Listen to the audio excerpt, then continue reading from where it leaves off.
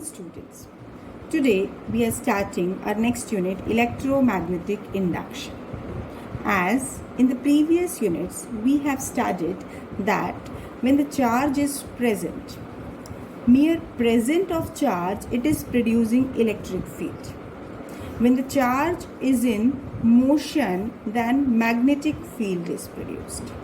So, here in magnetic effect of current, we have studied that when current is passing through any coil in the form of straight wire or in the form of circular loop, so due to the flow of current in the wire, magnetic field is produced. Here, we will also study one important point, that this current can be induced within the circuit, within the coil, by changing the strength of magnetic field. Basically, this concept was studied by Michael Faraday and Joseph Henry. They have discussed the concept that how electric current or EMF can be induced by changing the strength of magnetic field. If you remember, this concept of electromagnetic induction you have studied in class 10. That was a basic concept. Here we will study this in detail.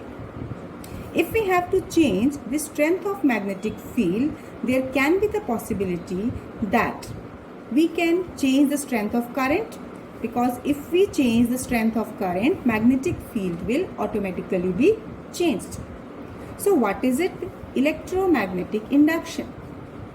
It is a phenomena of generating current, inducing current or EMF.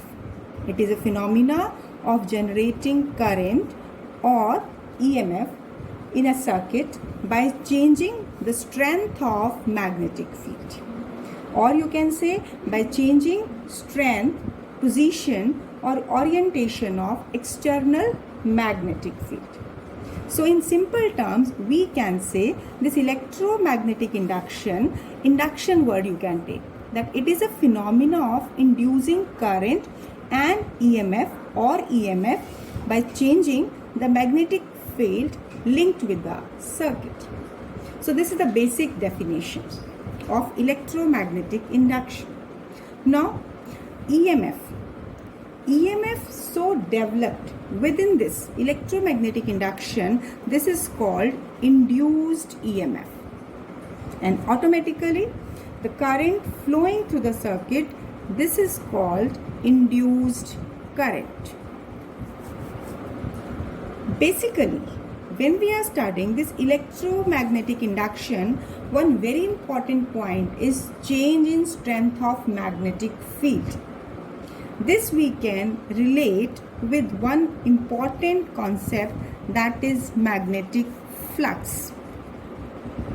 So first of all, we will understand what is this magnetic flux, so that we can say that electromagnetic induction is a phenomena of generating or inducing current by changing the magnetic flux linked with the circuit. So let me understand this term first.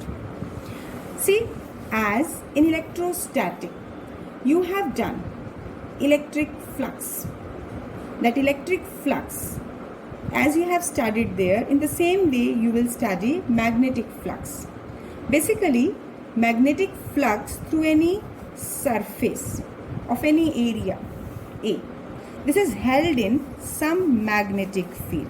These are equally spaced parallel lines. These are indicating some uniform magnetic field.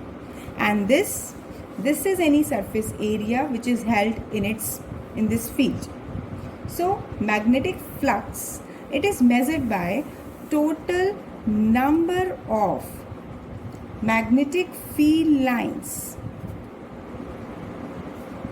Magnetic field lines crossing the surface normally, perpendicularly. Right? It means how many number of field lines are crossing the surface in perpendicular direction. This is giving you the measure of magnetic flux. See, this flux, this magnetic flux, it is proportional to the strength of magnetic field. This is the external magnetic field which we are applying. This is also proportional to area of cross section of any conductor, any surface which is placed within this magnetic field.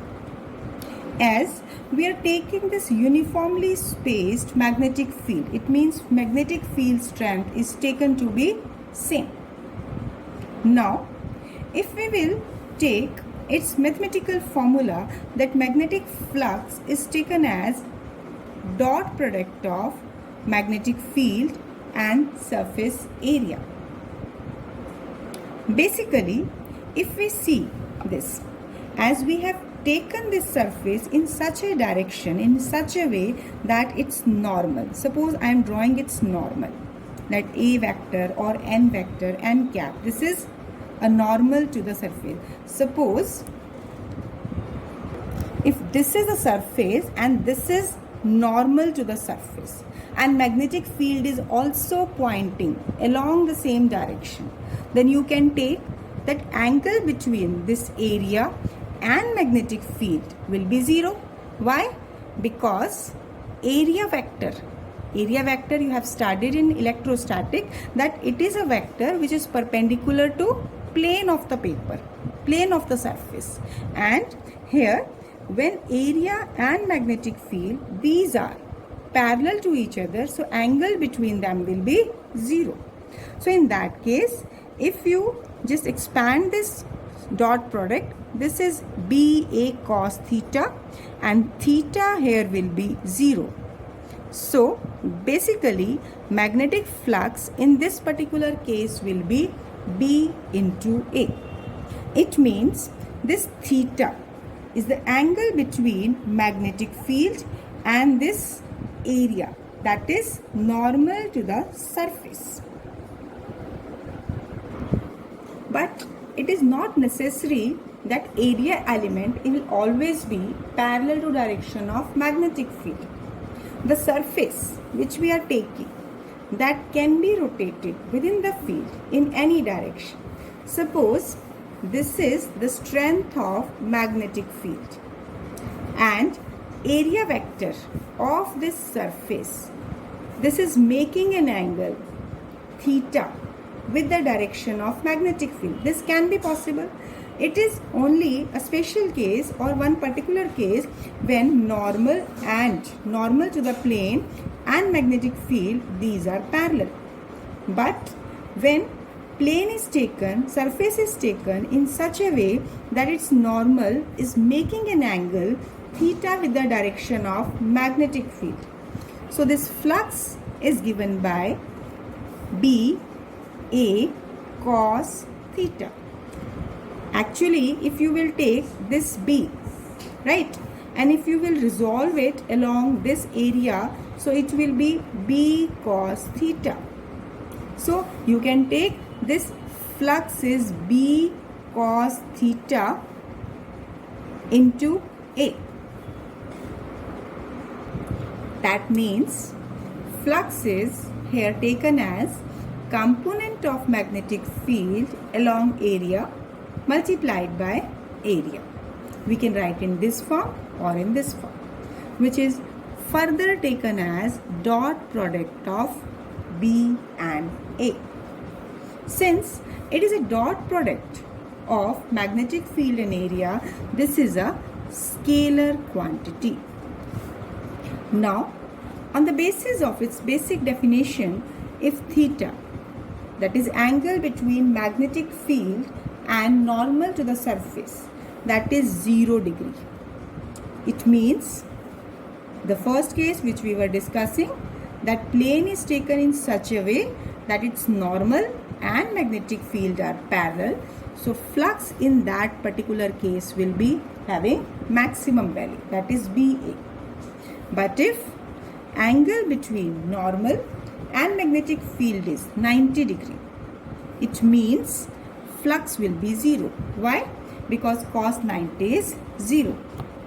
And if angle between area element and magnetic field is 180 degree, then flux will be negative, that is minus BA. If you can just understand this concept, suppose this is the area element, and if magnetic field is given along this direction, perpendicular to the surface, so normal to this, both are pointing in the same direction. So in that case, theta is 0 degree.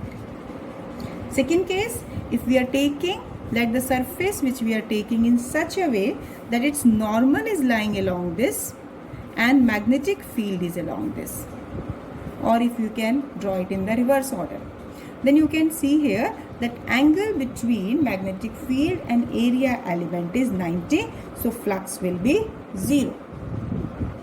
Now, if we are taking point of measurement here, so area is a unit vector perpendicular to the surface. It can be on left side or on the right side, but magnetic field, it is in the forward direction. So now you can see angle between area element and magnetic field is 180 degree. So in that particular case, flux will be negative because cos 180 degree is -1. So it will be minus BA.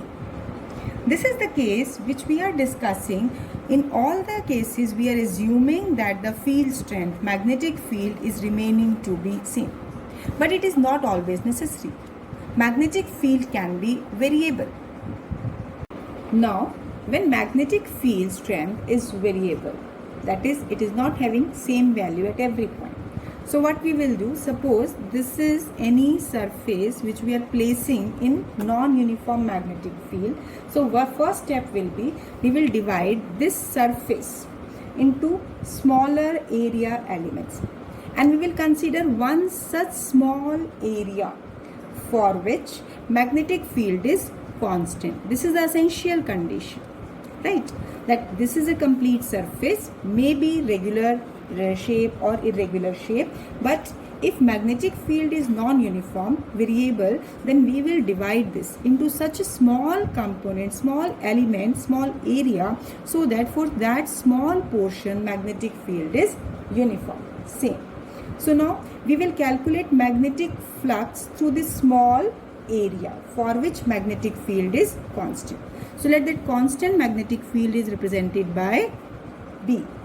So now magnetic flux for this small area, let me represent it by d phi, and as per the basic definition, this will be B dot dA, whatever be the angle between area and magnetic field. It is not necessary that it will be 0, it can have any value.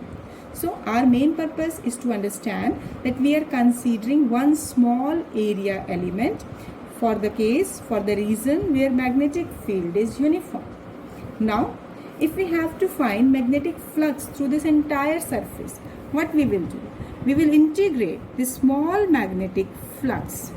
So when we are calculating total magnetic flux, this will be given by integration to the small magnetic flux. So this is a basic concept, and many a times in numerical and conceptual, this result can be used. Now, we have taken the basic definition of magnetic flux as flux is BA cos theta. So if theta is 0 degree, in that case, flux is given by B into A. And from here, we can define magnetic field in terms of magnetic flux and area. We have already used this quantity in terms of units in previous unit, in previous chapter. Here, so this magnetic field strength, basically this magnetic field strength is magnetic flux per unit area. By the formula, what we can say that magnetic field strength is magnetic flux per unit area, and it is also called magnetic flux density or magnetic induction. So this is basically one form by which we can express magnetic field in terms of magnetic field in terms of magnetic flux. Now, as we have discussed basic concept of flux, So let me introduce unit of magnetic flux.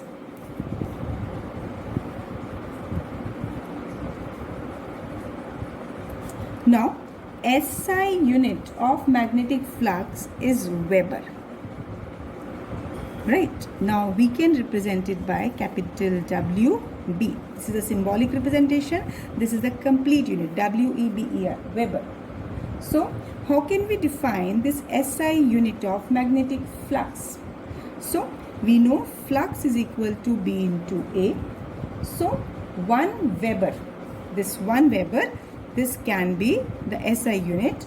1 Weber is the amount of magnetic flux over an area of 1 meter square, which is held normal to uniform magnetic field of 1 Tesla. Sometimes it can be asked that define SI unit of magnetic flux. So what you have to do, you have to simply take their basic SI units, and in terms of that you have to write it.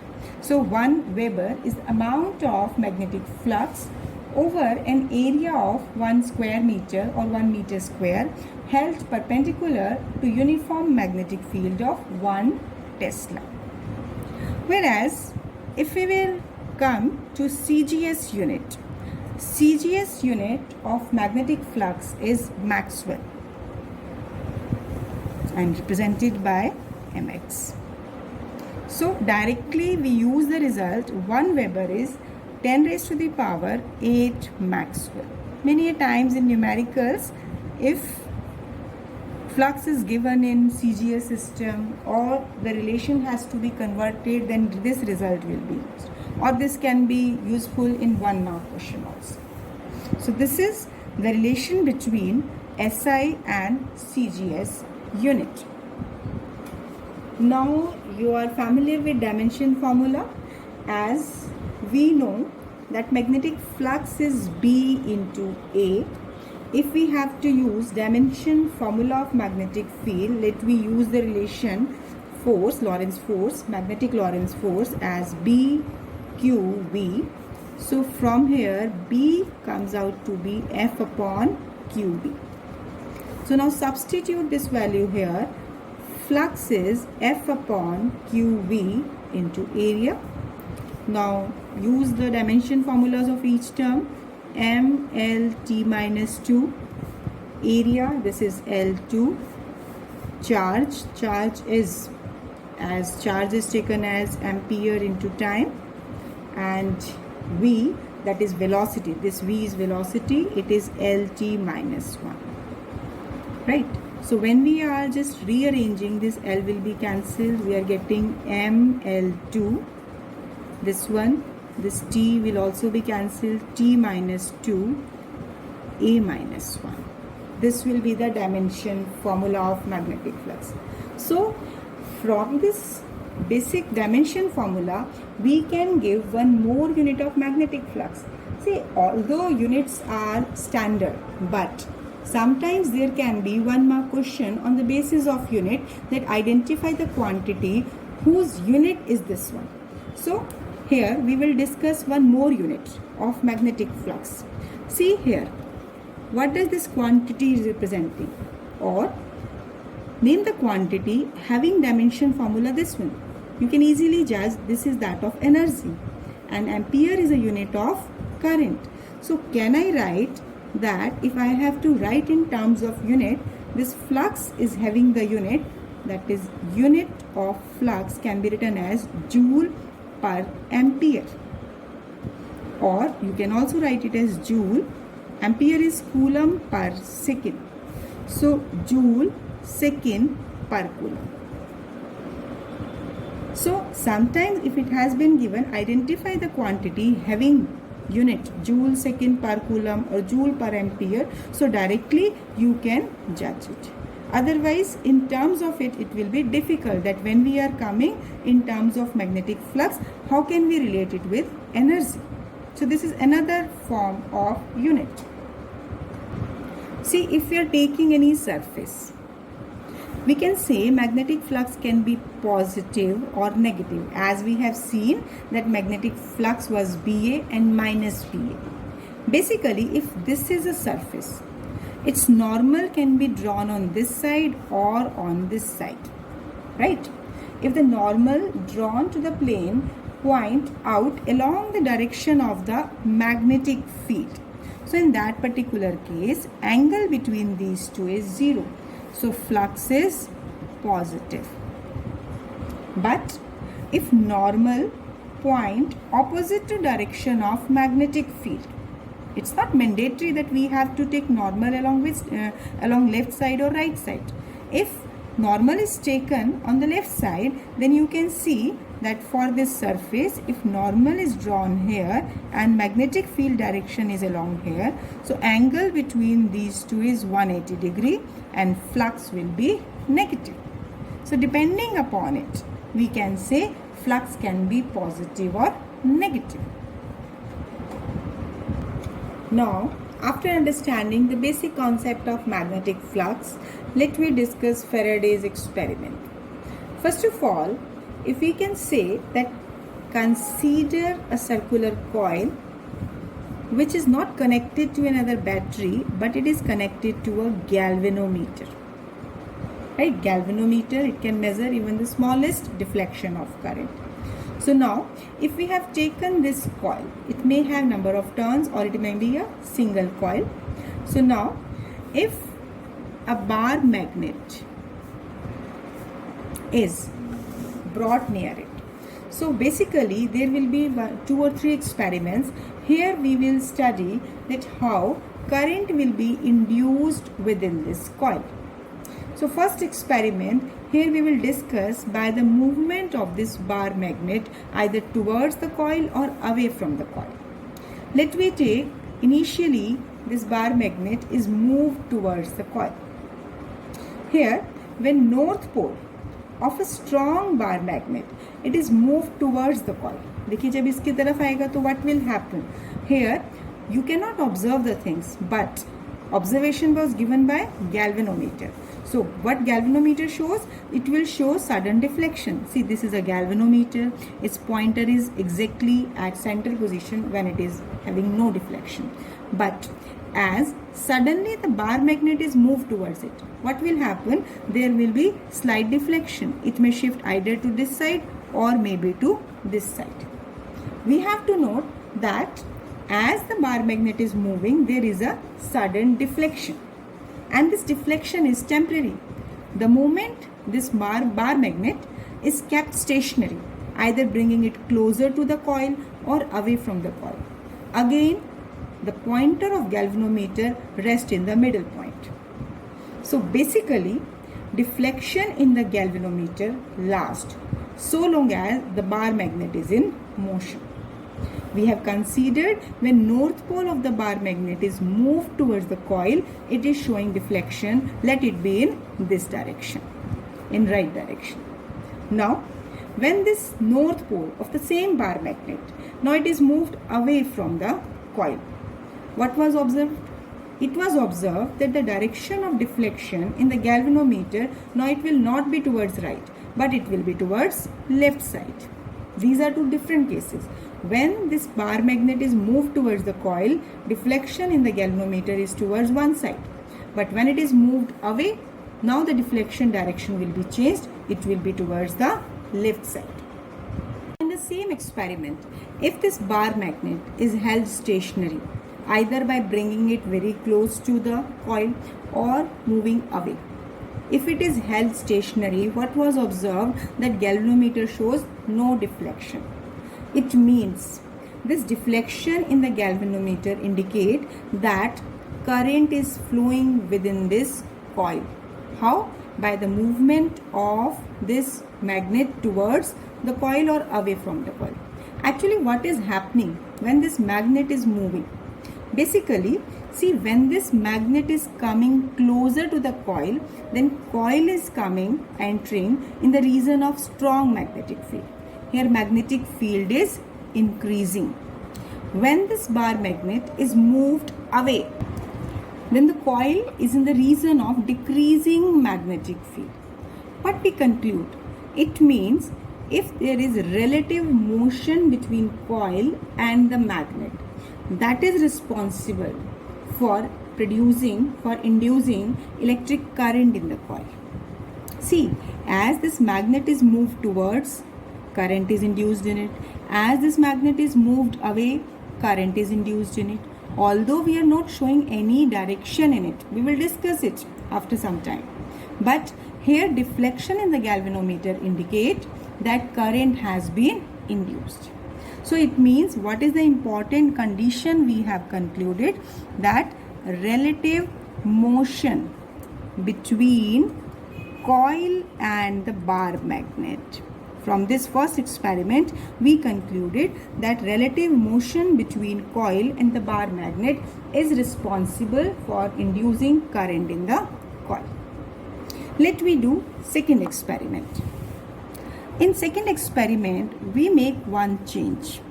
All the points will be similar, but instead of bar magnet, we will replace this bar magnet with another coil that is carrying current. See, when this key is pressed and the current will start flowing within this loop, basically it will act as a source of magnetic field, as we have studied in previous chapter, that when the current is passing through this coil, magnetic field will be generated. So here, instead of bar magnet, we have taken another coil, let it be C1 and it be C2. This is connected to a battery and this is connected to a galvanometer. Now, when this coil C2, it is moved towards C1, same process happens, same result we are getting. Galvanometer will show deflection in one side. Till this is possible, till this coil C2 is moving towards C1. It means current is induced in coil C.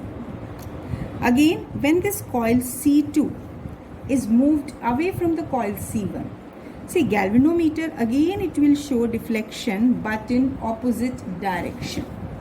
So it means if coil C2 is in motion with respect to C1, or anyone is in relative motion with respect to each other, current is induced in C1. And if C2 is kept stationary, then it will not show any deflection. Moreover, when the coil moves faster or slower, either towards or away, it also influences the deflection in the galvanometer. When this coil is moving faster, the deflection in the galvanometer will be by a larger amount. If it will be by slower rate, then in the same way deflection will be at a less rate. This is not only for the case of this coil, but in the previous phase. In this previous case also, the rate at which this bar magnet is moving either towards or away, or the coil carrying current, it is moving towards or away at a faster rate, then deflection will be by the large amount. Now, let me do one more experiment. As in the previous cases, we have discussed that relative motion between the coil carrying current or a magnet with respect to second coil is responsible for generating current. But it is not the essential condition. Let's see how. See, here again we are taking a coil, let it be C1, that is connected to a galvanometer, and another coil C2, which is connected to a battery with a key. So now, when this key K is pressed, when this key is pressed connected to coil C2, what happened, what was observed, galvanometer will show sudden deflection corresponding to coil C1. It means as the key is pressed, current is rising within the coil C2 from 0 to maximum value. As current is rising from 0 to maximum value, magnetic field linked with it also increases. Similarly, when this key is released, When the key is open, what does it mean? What was the observation? This galvanometer shows deflection but in opposite direction. Reason being, what happened in that state? Current decreases from maximum to zero value, leading to decrease of magnetic field. So, till the key is pressed, main important point is, as the key is pressed and for the time for which current is rising from 0 to maximum, for the time for which magnetic field is changing, either when we are pressing the key or we are releasing the key. When we are releasing the key, current is falling, magnetic field is decreasing. So it means when the time we are taking for which magnetic field is changing, only for that time galvanometer will show deflection and hence current will be induced. It means what we conclude, that in absence of relative motion between the coil, current is induced in coil C1 by changing current in coil C2. It means relative motion is not the essential condition. This is not the mandatory condition that always there should be relative motion between the coils. But change in strength of magnetic field is the essential condition that can be possible by change in strength of current. So that's all for today. These are some important experiments already you have done in class 10. So basically these will give you the basic idea that how change of magnetic field or magnetic flux help you to induce current in the neighboring coil. So understand the concepts carefully, revise it. Thank you. Have a nice day.